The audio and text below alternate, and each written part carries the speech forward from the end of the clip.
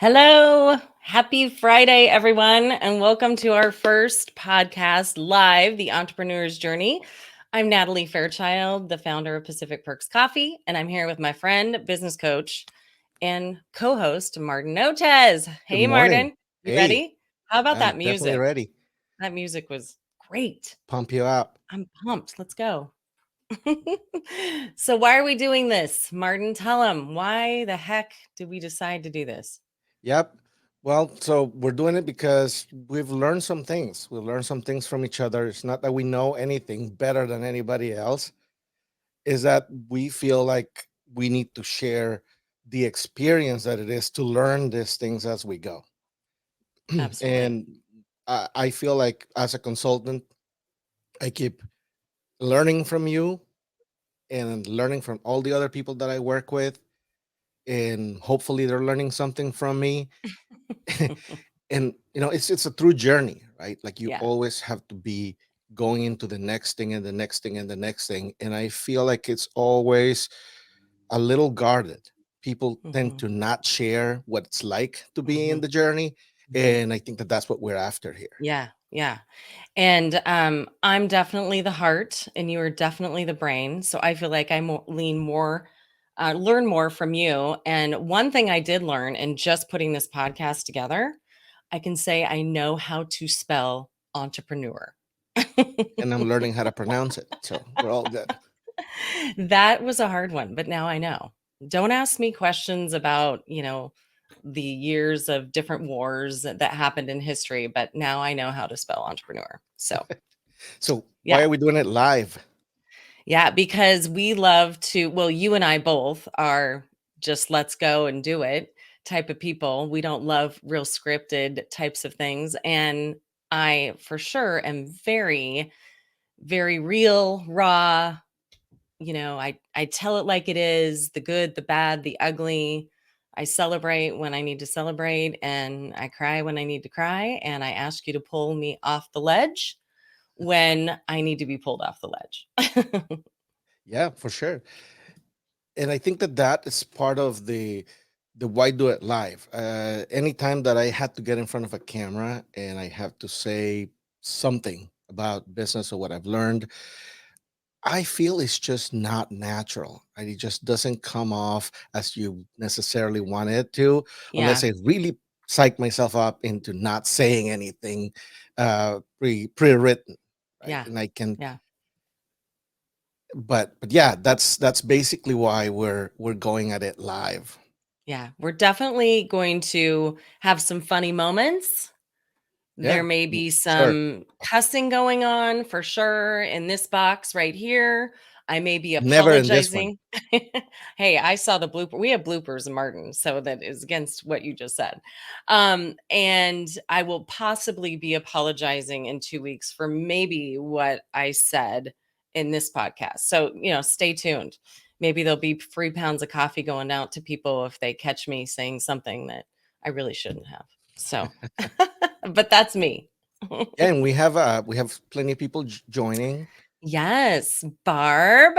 Thank you for joining. Barb is an actual perkologist for Pacific Perks. Sweet. And then we have Candace Franklin, the author. Nice. Good morning, Candace. Good morning, So, guys. housekeeping.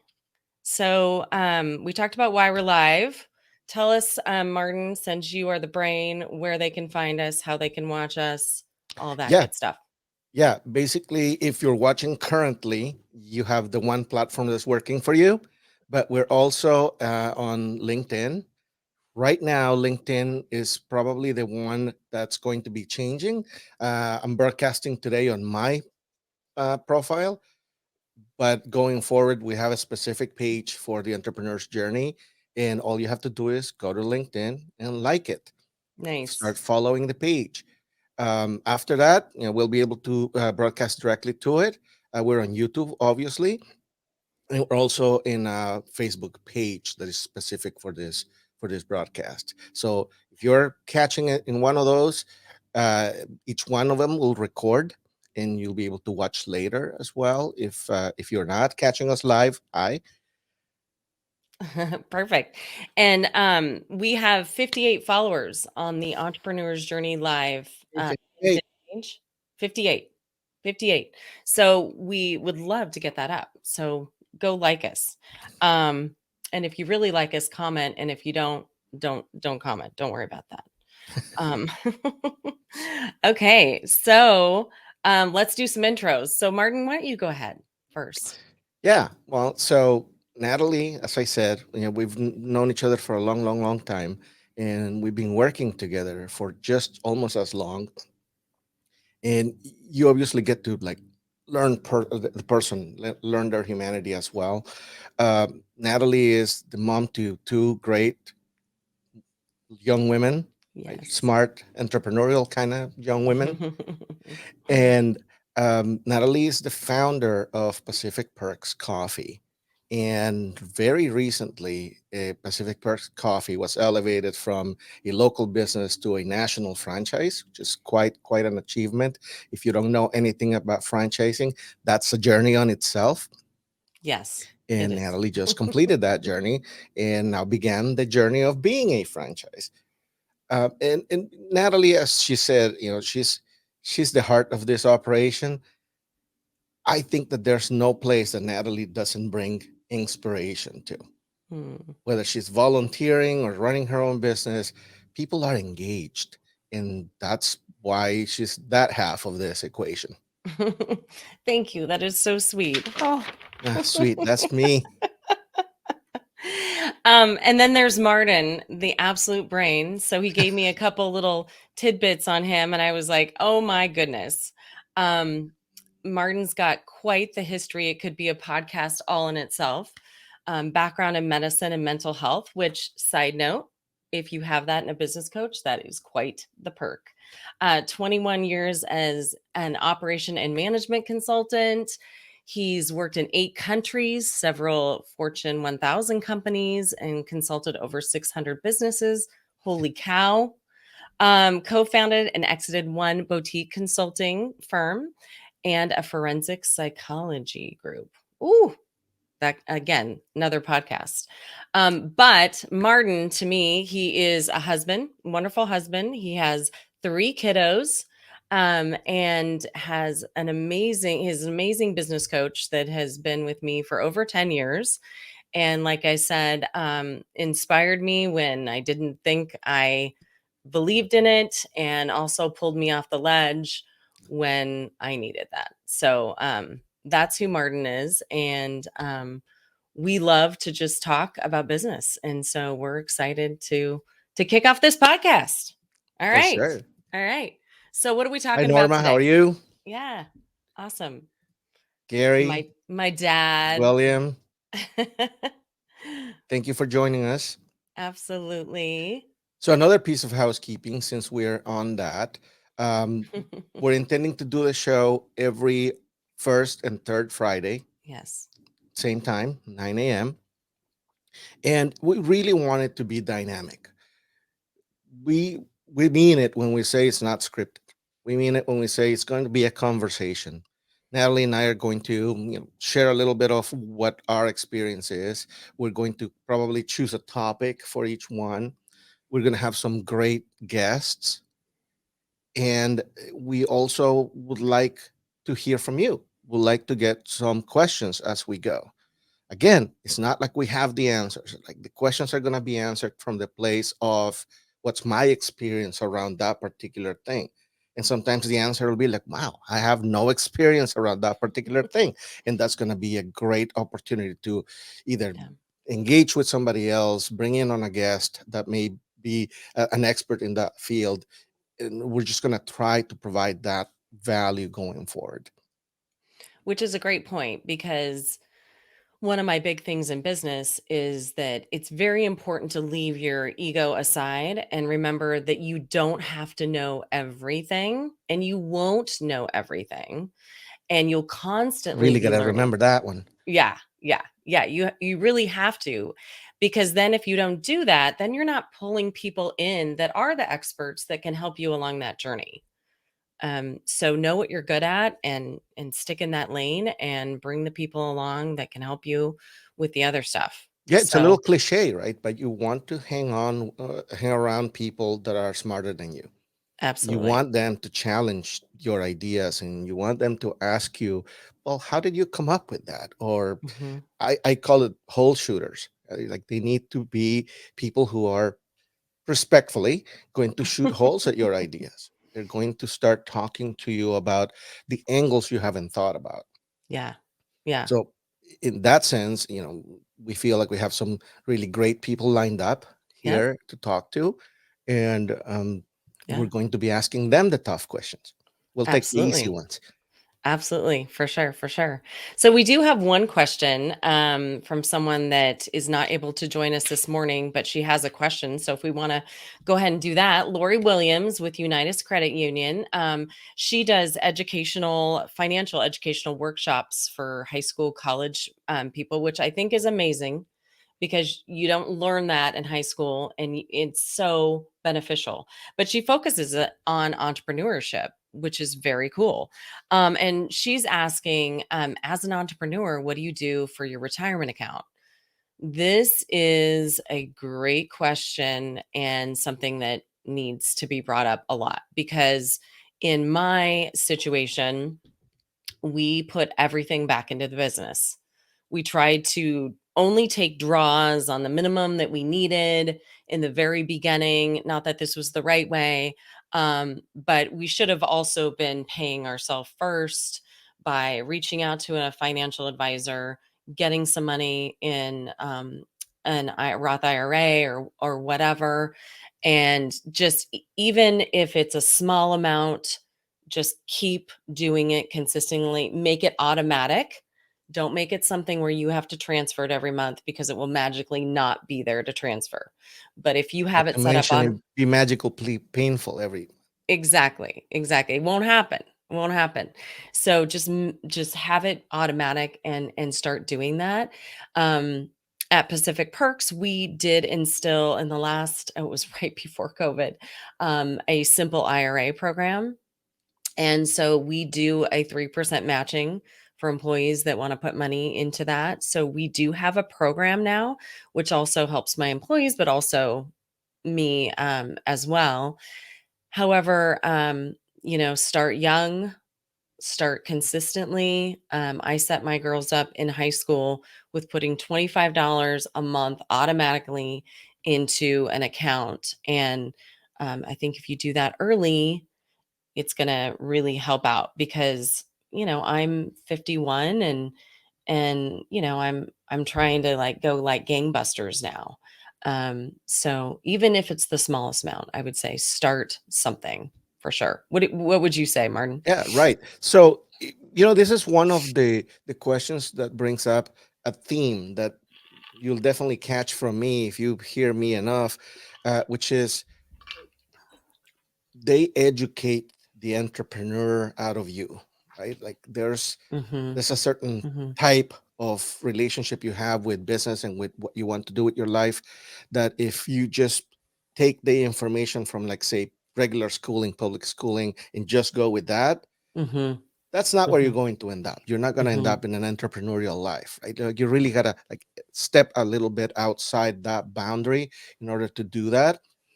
And that is part of the game, right? Part of the game is Mhm. to make it sound super risky to be an Mhm. entrepreneur. It's to make it sound like only a 0.5% of people make it.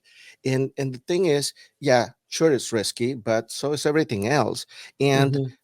the retirement piece is one of those pieces that it tends to be held over you as, okay, well, if you become an entrepreneur, you do business on your own, you're not going to be able to retire. You're not going to have a retirement. The thing is, Mhm. the tools that are available for employees are the Mhm. same tools that are available for entrepreneurs, right? You can have solo 401ks, you can Mhm. have IRAs, like Natalie said, and also the same level of professionals that are available for other people are available to you. You can Yeah. create a relationship with a CFP, and from the Mhm. beginning, right? Most of these guys are really used to walking you through the steps, right? And Mhm. telling you, look, you have nothing right now. This is what you got to do. And the other Yeah. thing that entrepreneurs can do is plan out around their own life, right? So, for instance, You want to start with, okay, I'm building a business, I'm beginning to get a little profit.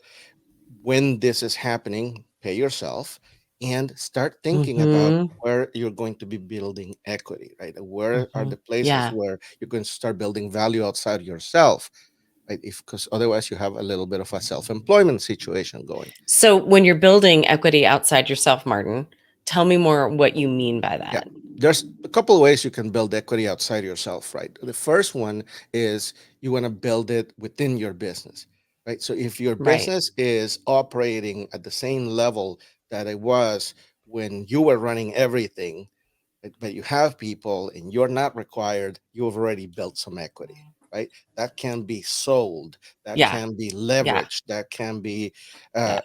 borrowed against just because it exists outside yourself, right? And if And you go that's away, it continues, yeah, and that's so important because I also all along through the years I've been like, well, my retirement is my business. And so I need to, we're just this is what we're doing. We're building the business, we're building the business. But that is a little risky in itself and not putting all your eggs in one basket. So, having some IRA, things like that, and building the equity in your business is a great thing. right? Um, And then you can also step outside your business and start building mhm, into other things, right? Real mhm. estate, start gaining assets that are outside and that can just work for you. But it's the same logic, right? Yeah. At some point, you're going to have a conversation with someone that says, look, in this country, this Mhm, is what it costs for you to live without working. mhm, And that's your mhm, target number, right? And mhm. that's what you got to start thinking about. Yeah, absolutely. And to your point, when you do start making a little bit more money, I did give myself a raise the last few years. And before I got that first raise paycheck, I just took a big old chunk and sent it right into the simple IRA program. So I didn't have to feel the pain and I could check the box and okay, I'm doing what I need to do for Right. retirement. So that's a good little mental trick. For sure. Hey, So Jan and Delina, how are you? so good to see you guys. This is Great people. awesome. Yeah, very good people that we've connected each other with these people. That's right. So, yeah, wonderful people in this community for sure. So, Natalie, I Yeah. wanted to like start with the basics, right? Yeah. So, for you, what's an Mhm. entrepreneur? An entrepreneur is when I kind of discovered that I was an entrepreneur, I would say the characteristics were that I was always curious about things. I have a very curious mind. And some of our best attributes can also drive people crazy. So, note there. But I ask a lot of questions. I want to know how things work. And that is a sign of an entrepreneur for sure. Also, if I would go into businesses and I would seek out things that were going really well there, or gosh, if they just changed this, and I almost made it my duty. Like, should I tell the owner that in this yoga studio he's got buzzing light, fluorescent lights? And it's like, Natalie, no, you're not in charge of everyone. You're not the savior for everyone. Um, I can just leave it so in a note. it's a sickness almost. Or if you can be like, hey, I think that business is going to make it, or you're like, there's no way that business is going to make it, and you have that intuition of what works and what doesn't. If you are a risk taker, if you are one of those people that is given an opportunity and you're really excited about the opportunity but you're scared shitless about it, there's my first cussing a moment. Then you're probably an entrepreneur. And because you know that there is reward in that risk and putting yourself out there.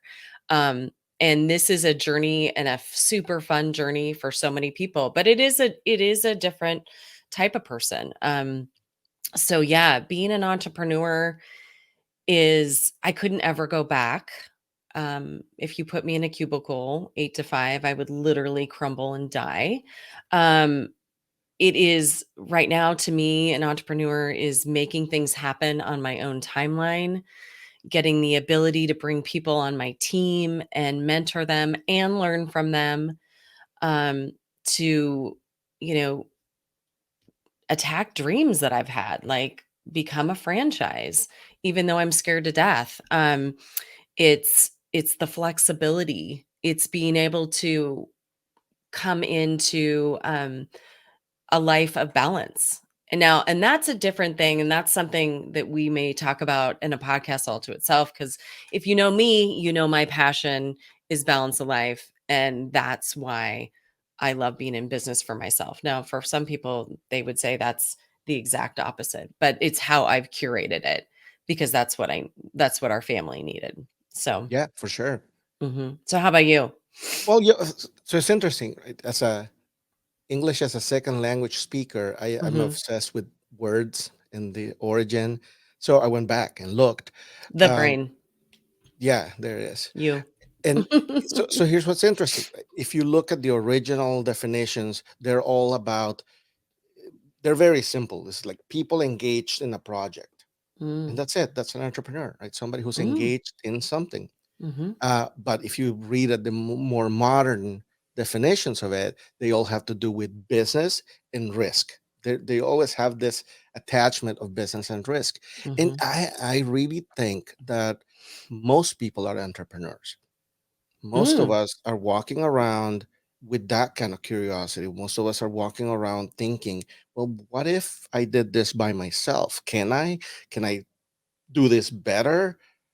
And what happens is that jump tends to be hard, right? It's been made yeah, hard by what we've yeah, been told, and it's also mhm, been made hard by our own mhm. ideas about how hard it potentially is. Yes, But essentially, is anybody who's involved in an enterprise, right? An enterprise is nothing more than a project that has a very distinct beginning, middle, and end. mhm, So you can be an entrepreneur within your own house, within your good own. point. Yeah, because you are in the middle of a project, right? You're figuring out a budget, you're figuring out how to make sure that you're spending less than you're bringing in. Good point. Good And point. yeah, See, I just learned something.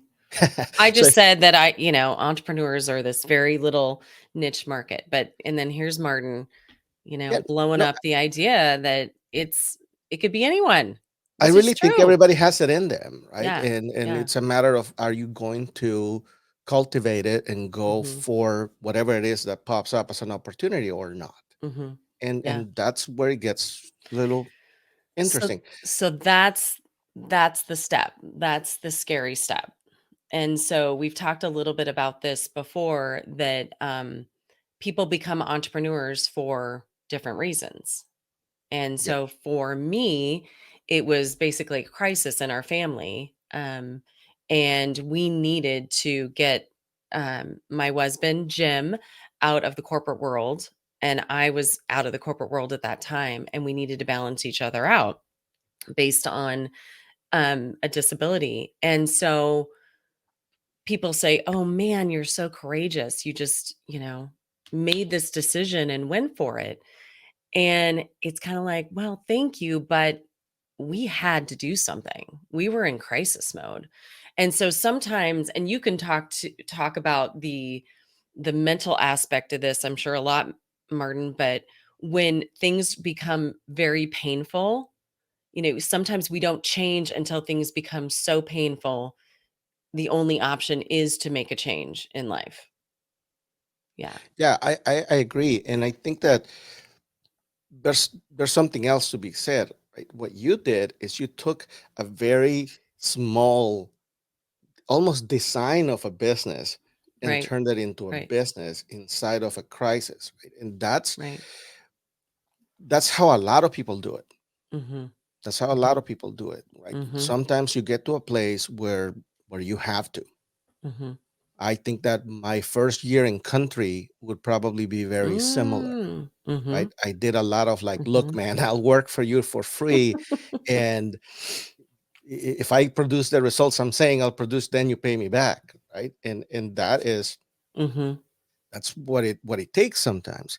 Now, Mhm. can it be done without a crisis? Sure, it can be done without a crisis. You have to be a little cerebral about it, but for most people, it requires a circumstance that you either created for yourself or that you are going to uh, tackle because it's important to you.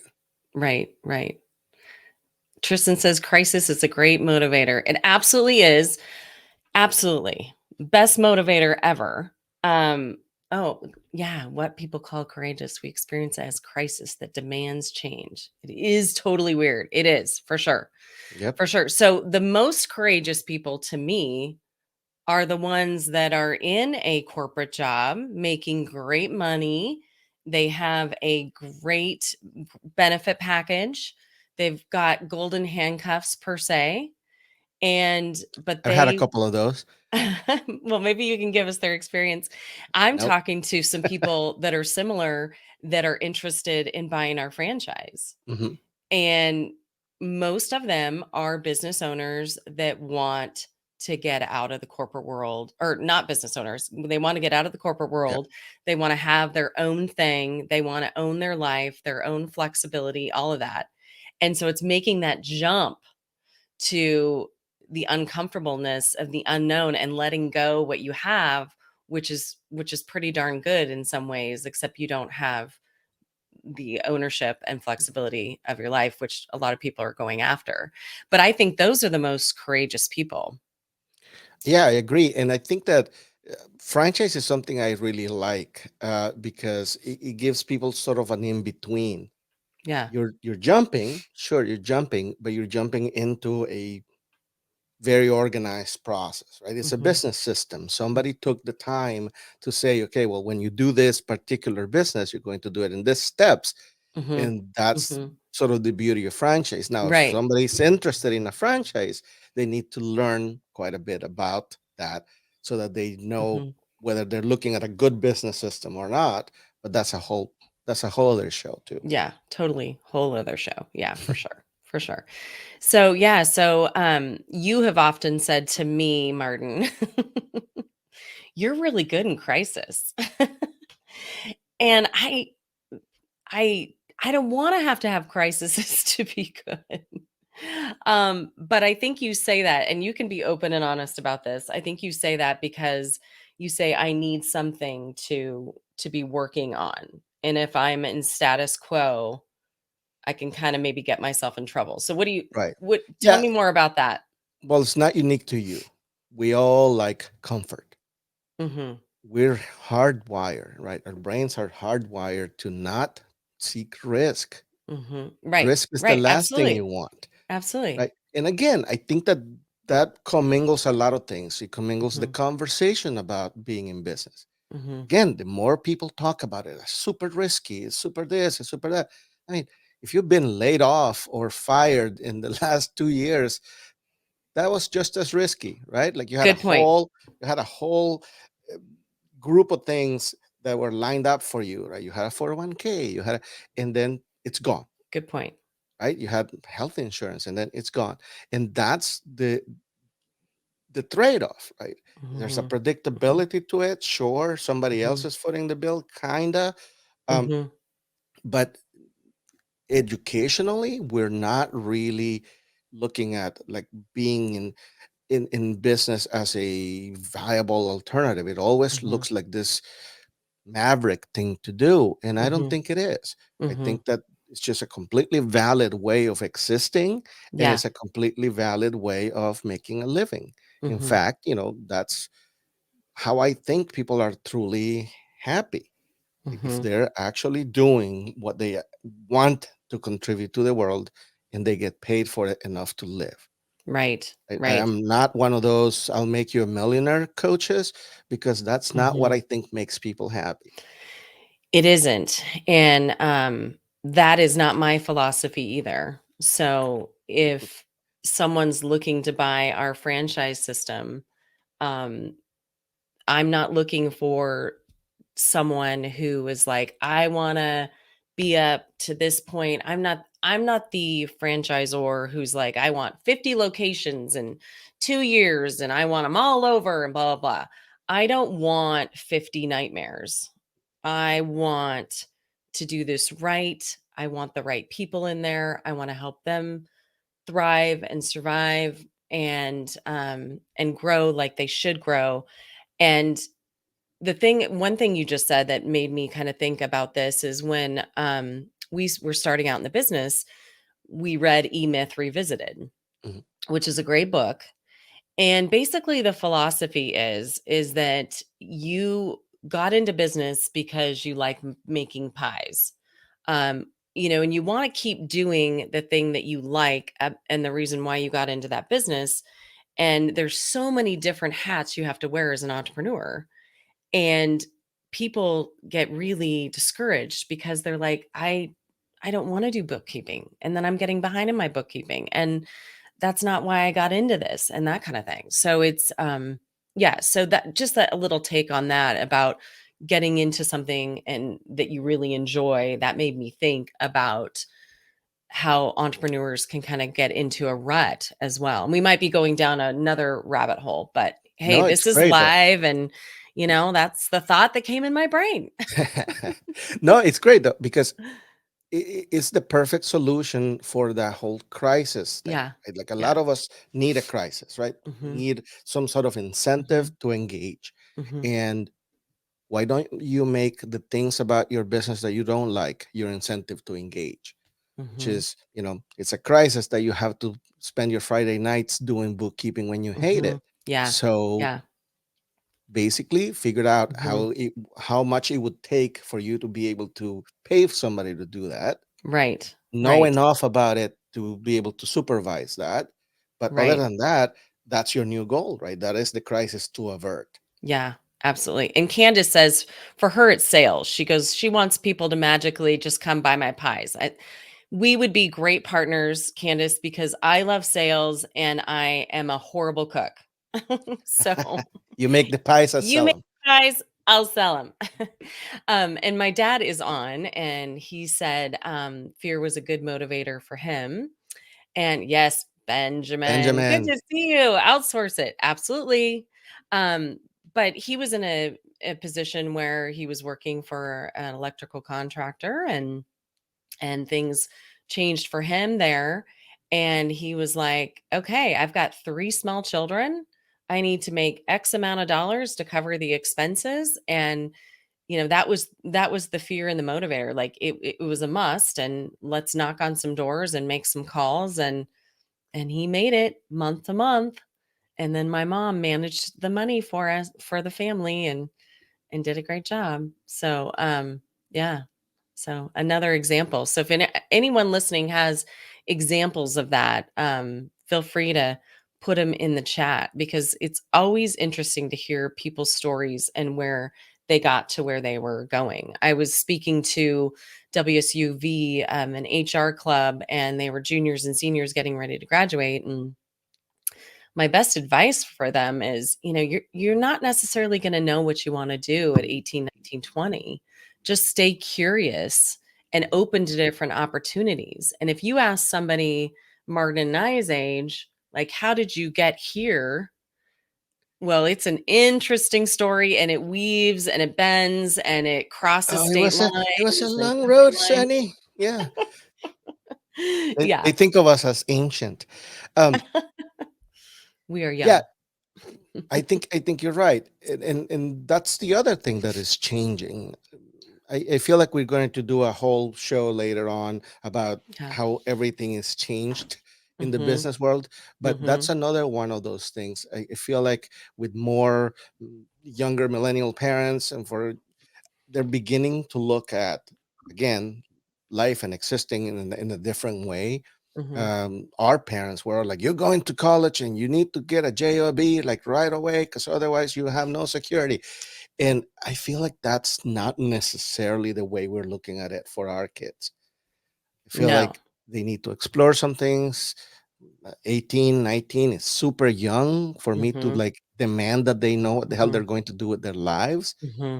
I Hmm. certainly didn't. I Um, didn't. No. and and that's kind of the way it's moving, right? It's moving Hmm. towards a more of an exploratory, more entrepreneurial, Hmm. one could Hmm. hope, and Hmm. a little less rigid, right? It's a Hmm. little less um, forcing people to have this path, right? Where Hmm. like you always have to go to college. I actually don't think everybody has to go to college. No. And great example living this right now. So I've got Maddie, who is graduating from college in 2 weeks, loved college, took every ounce of college fun and experiential, everything. She took it all in. And she was the kind of great college experience. And then London was a junior this year, and after winter term with some different things going on, was like, it's just not my thing. Yeah. And it was really important that her dad and I let her know that, there are a zillion ways to live life and be successful in life, which let's define success in a minute. But and college is just one path, just Mhm. one of many. And the funny thing is, it turns out she's my entrepreneur. She sells vintage clothing. She has a booth, signed a contract herself, bought all the racks, painted them, designed, the signage, business cards, and she killed it her first month. I mean, and she's my entrepreneur. It's It, crazy. yeah, and it doesn't take much, right? Like Yeah. what they have nowadays more than anything is options. Yeah. Lots of And options. one of the things that I find myself talking with clients that run older companies, right? And they're like sort of in that place of getting a little stuck, thinking Mhm. that young people don't want to work or something like Mhm. that. Yeah. It's like, no, man. What happens is they have options.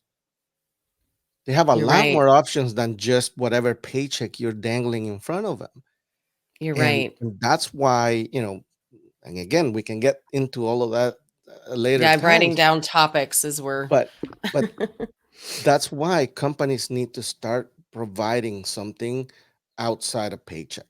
Mhm. And when you say that, Martin, I know you have an idea what that is. I have an So, idea. okay, so give me a little give it Yeah. don't leave us hanging.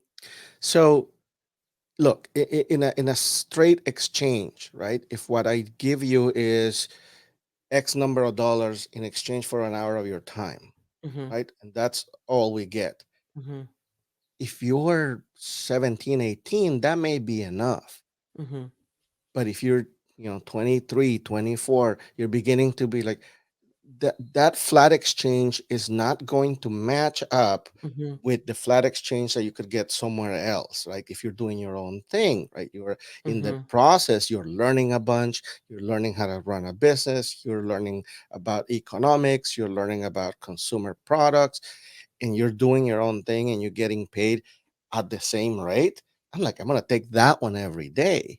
Absolutely. So organizations need to start figuring out how to give a little more, right? You got to give them benefits that they would not get elsewhere. Mhm. You got to Mhm. give them education they would not get Mhm. anywhere. I feel like Mhm. companies are super, super Yeah. stingy with education. Yeah. And they're like, I don't Yeah. want to train people if they're going to leave. Why Yeah. not? Yeah. Yeah, Train no. them, train them, Exactly. have them produce for you for however long, and then let them fly away. And that's the ego getting in the way, for sure. No, And absolutely. looking at a world of not having abundance and enough for everyone. Yeah. Um, so London's yes. getting some kudos. Yay, London. I know, I'm so proud of her. Um, and Tristan says, 100% agree about college. And Tristan's got, a great story too. Was in college trying to get into a specific program. They only let like 6 people in. He had great grades, doing what he needed to do. And it just didn't work out. And he started helping us out. And now he's part business owner of Here we Pacific are. Perks. And he's in it to win it. And yeah, it's, yeah. And so success. So I do want to talk about that.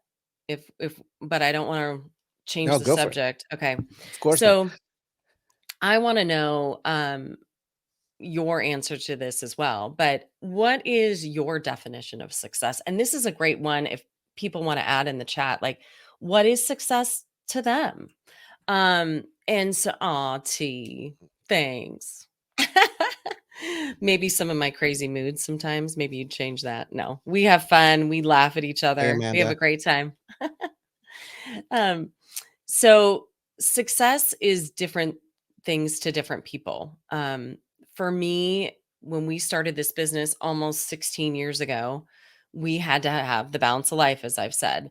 So for me, it is having flexibility, having being out of the day today, which is pretty new in the last couple years for me, which is just there's so much space. And Mhm.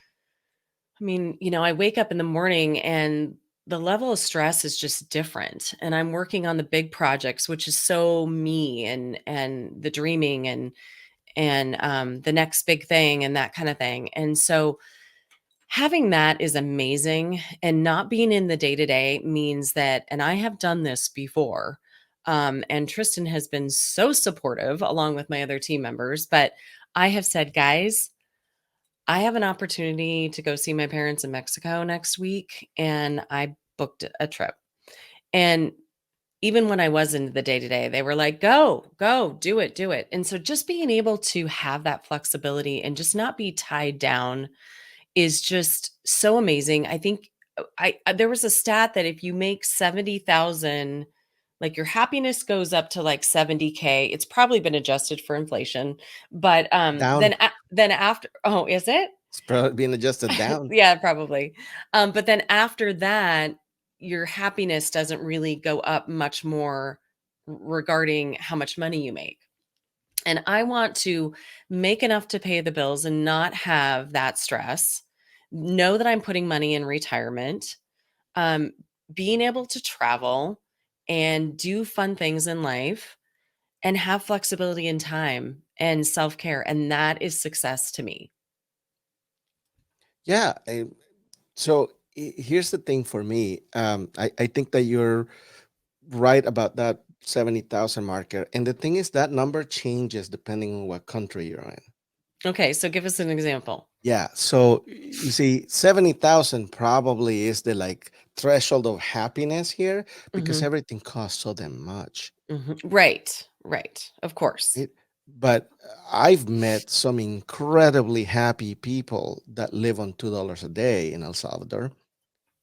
And I met Exactly. some incredibly happy Yeah. people who make 57,000 here in the US, right? So it's more Yeah. about, can you cover your needs, right? Like, so Hmm. there's no conversation about happiness if your needs are compromised. Hmm. Hmm. But once they're no longer compromised, everything else is sort of like open. So for Hmm. me, the definition of success is having choice. Hmm. If you can choose what to do with your day, what you do with your month, what you do Hmm. with Hmm. your vacation, right? What you Hmm. do with your money, The like, autonomy, just a then you will have success. mhm, And mhm, it has and nothing happiness. to do with the amount, Mhm, right? In fact, most of mhm, the rich people I know are pretty miserable. mhm. Right, and they do say that. They're Um, famously miserable. yeah, right. Um, so you were just talking, I just lost my train of thought, and this is why we are going live. Okay, just said repeat what you said if you can remember, because I know we're Probably about the not. same age. Probably not. It's like, where are my glasses again? Um, Oh God. no, basically that, like, if you have choice, you are successful, Oh, right? yes, thank If you. you can choose. Yes.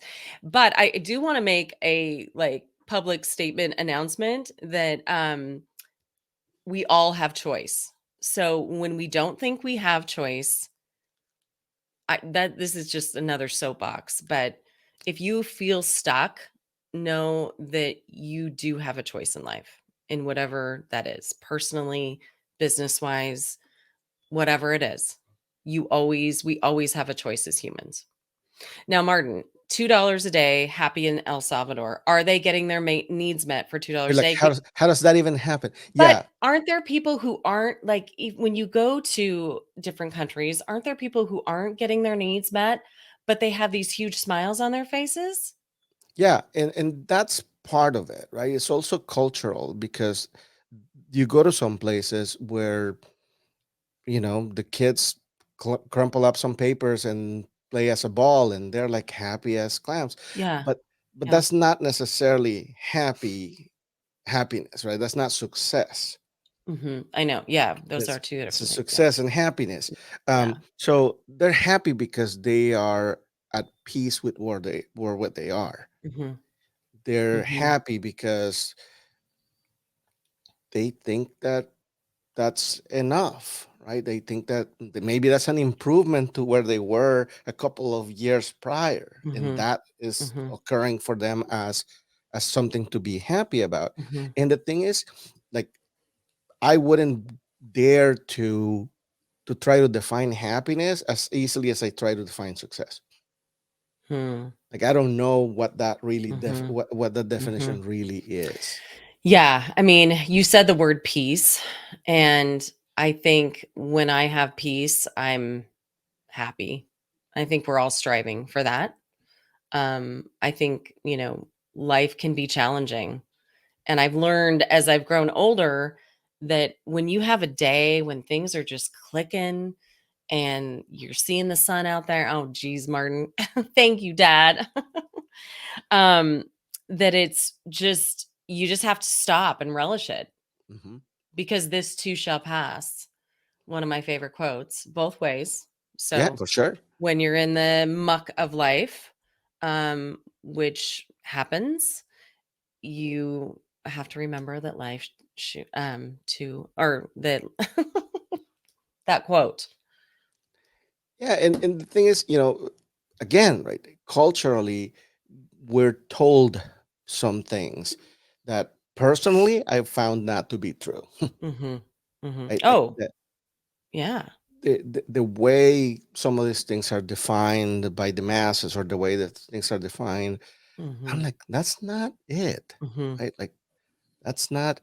They throw Mhm. numbers at that, like that at you. Like, you Mhm. once you make this much, you're gonna be, and it's Mhm. not. Mm-mm. I've made a lot of cash at some point, Mhm. and Mhm. I wasn't happy while doing it. And Mhm. then sometimes I've been pretty strapped, and it's been kind of great. So Mhm. it's Mhm. it, Yeah. and vice versa too, right? Like, there's Mhm. no real relationship, at least for me, Mhm. with money Mhm. and happiness Yeah. and or success. Yeah. And I feel like that's something I get to warn people about when they work with me. Said, Mhm. okay, if what you're after here is to be a millionaire, or even worse, now they throw it around, they go, oh, I want to be a billionaire. Then I'm not your guy. Mhm. I'm not gonna Yeah. help you do Yeah. that. I'm gonna No. help you figure out what is it that you do want to do, and Mhm. dive into that and make a nice living off of it. Martin, we might have a great following with the people that are in line with this, and then there's going to be a group of people that are listening that Haters, are like, "Oh my god, it's horrible. yeah, What are it's they talking about?" it's no prosperity gospel, guys. Yeah. That's not gonna be it. Yeah, yeah. So Yeah, this is good. that's right, Happiness is Alina. often more about contentment and peace, not necessarily ease or luxury. Ah, And yeah, and that's the thing, the contentment. luxury piece, right? Like, Mhm. you Mhm. get given certain standards, and if those Mhm. standards are not met, all of a sudden you're like, Yeah. oh. Yeah, for And sure. I really think that that's not what it's about. Delina, participating in there made me think of something I haven't covered. Is, if at some point you guys want to throw a question in here, for sure throw it in the Mhm. chat. But Mhm. if you want to come in into the live and say it, be on camera, Hmm. I can make that happen. So if somebody wants to come in Absolutely. here and has their Absolutely. hair and makeup done, we can put them in here. And then, yeah, and what your definition of success is for sure. Yeah, So, so yeah, throw that in there. yeah, How do you define success for yourself? yeah, exactly. And yeah, capitalism keeps telling us we need more to be happy, and Amazon makes that way too easy. But I've made different levels of money, and I still get just a thrill out of a good deal. Like I think I'll always get a Mhm. thrill out of a good deal. Yeah, that's pretty Um, human. yeah, yeah, but not always. It's like how much can we spend? Like if I'm not going to spend less than 1,000 on a watch, says someone, or it's just not meaningful enough. Yeah, but and that's the thing, if they put that same watch on sale for 50% off, I'm there. did No. you save? Yeah. or you just spend $500, Yeah. right? So Yeah. like, I Yeah. don't know. Yeah. It has nothing to do with the with the things you buy. It's like, Mhm. do you have a use for that? Is that Mhm. something that is furthering whatever objectives you have? And Jen has a great question here. Yeah. It's a follow up to something I said about business equity. So business equity is nothing more than the value of the business independent of the players, right? So if So everybody layman can, terms is if what you can sell it for, right? Like, so if I have a lemonade stand and every Saturday I have to get up and like do the lemonade and sit out there in the sun and sell it, right? If I want to try to sell that, probably what somebody's going to buy it for is the cost of the lemons and the table, and that's just about it. Because when I'm gone, they're going to have to step in and do all the work, right? But instead, if I have a Mm. series of lemonade stands where I've trained several individuals to be the lemonade stand maker and seller, and they're just sort of like out there making money, and eventually I can spend $10 in supplies and rack in $100 for each one of them, then the value of that business is 100 minus 10 minus the cost of the employees times the number of stands, right? And that is something I can Mm. sell. So you Mhm. built an equity on a concept, on a set of Mhm. processes, on a set of uh, procedures that somebody can follow. Now And that you know, kinda sounds like Pacific Perks. well, it is sort of the beginnings of the franchise concept, right? Okay. Where like Right. you really Right. Right. package all of that Okay. up, and then you can say to someone, "Look, we have this particular success here, and you can duplicate that without me losing control of the original asset, and you can just go duplicate it under my license, if you will." So is so more speaking to once you build a business and franchise it is the equity or Well, or you don't even have to franchise it, right? Like you could just build the scale of the business and Mhm. then sell that. Or Mhm. in a lot of cases, right, a lot of owners will build something that is deep or complicated enough that they'll sell it and they'll Mhm. still be asked to stay. Mhm. So that's double equity, right? You Yeah. basically get paid for the consulting that follows, and you Yeah. get paid for the value of the business. Yeah. Yeah. Love that. Love that. Maybe someday. Perfect. Yeah, and Candace has added, like, or you build something that has a brand that has a value on itself, right? And because of that, people want it. Yeah. Perfect. Perfect. Steve has a question. Let's see. What is the most important to or not in your life that will be your life, personal and professional North Star? Martin. Yeah, it's kind of the question that I wanted to ask you. It's like, sort of, what's your personal philosophy? Mhm. What's your uh, what's your way about you in business? Um, Mhm. so for me, it's all about. I hate saying balance. I'm trying to find a better word for it, but I know you're it's using my word. it's about basically getting enough clarity around the what I enjoy doing, Mhm. such that I can concentrate on doing a lot more of that and not nothing else, Mhm. and whether that engagement is sufficient for me to just cover my needs and grow. Mhm. Mhm. And and that's basically the thing that is most important for me, Mhm. having that connection between what I enjoy Mhm. doing and whether that is sufficient to cover me Mhm. and the ones that I love, right? Obviously. Yeah, absolutely. Delina says she has a question, can pop in. Oh, let's do Let's it. try this out. Let's try this out. You're our first. So hopefully the brain can figure it out because I'm I not gonna. I can figure it out. So, Delina, I'm emailing you a link, and all you have to do is join. And Steve, thank you for your question. For sure. I'm hoping I answered it, Steve. So if I didn't, Yeah. feel free to say it. You didn't. Yeah. Definitely. I feel like I've talked a lot about that for me. What is most important. Another thing is mentoring people. I got a degree in human development and family studies, and which kind of makes me laugh. But I do say I develop humans.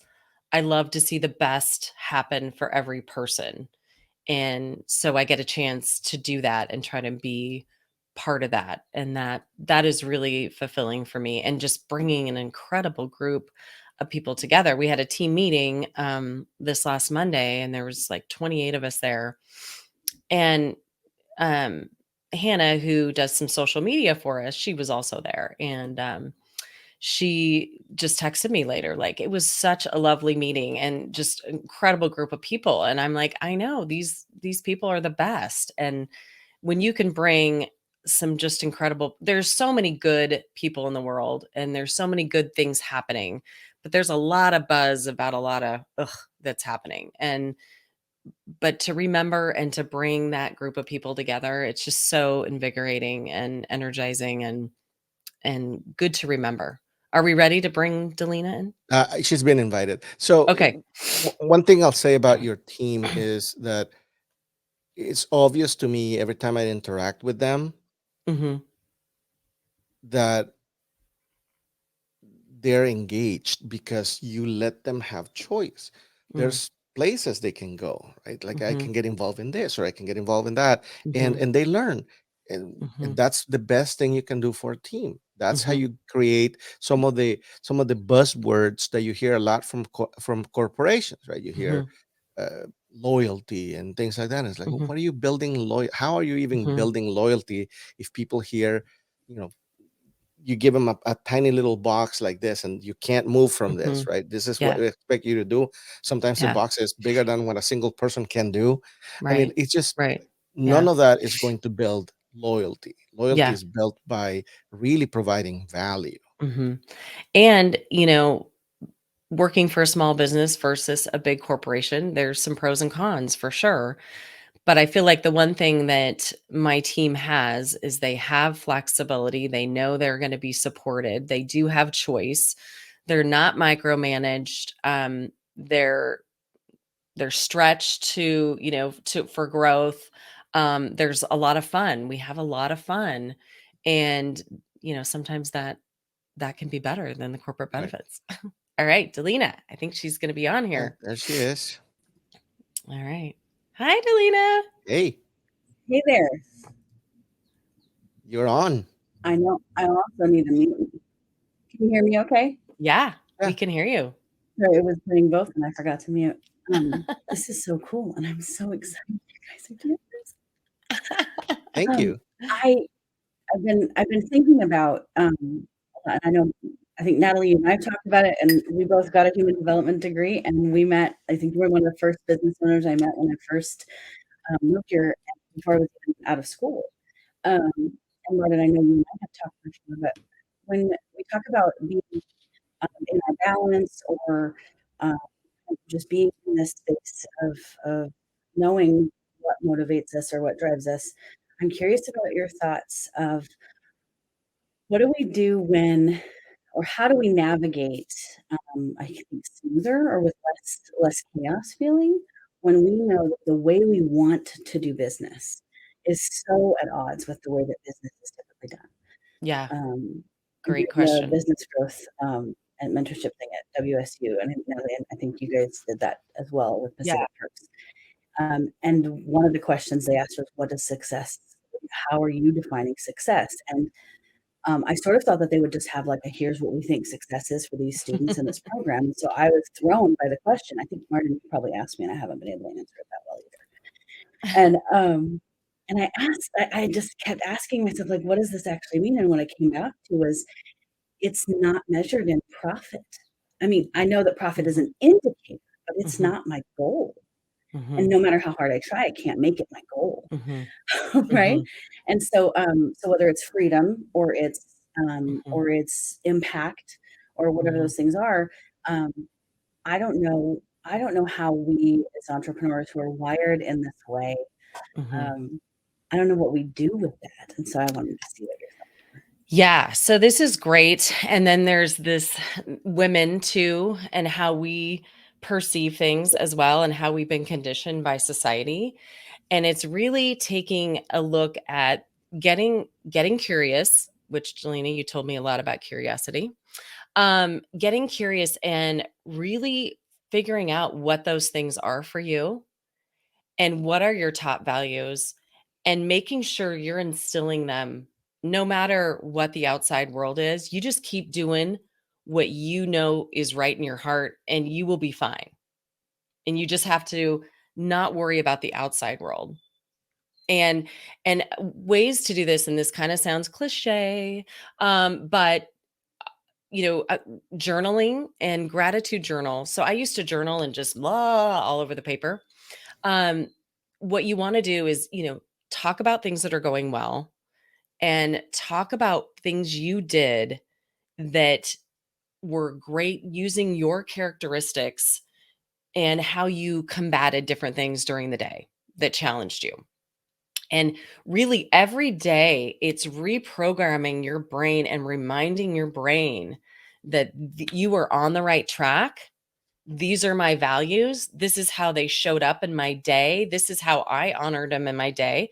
And you keep practicing it. And you'll have that little asshole in your head for probably a good 3 to 6 months, Forever. forever.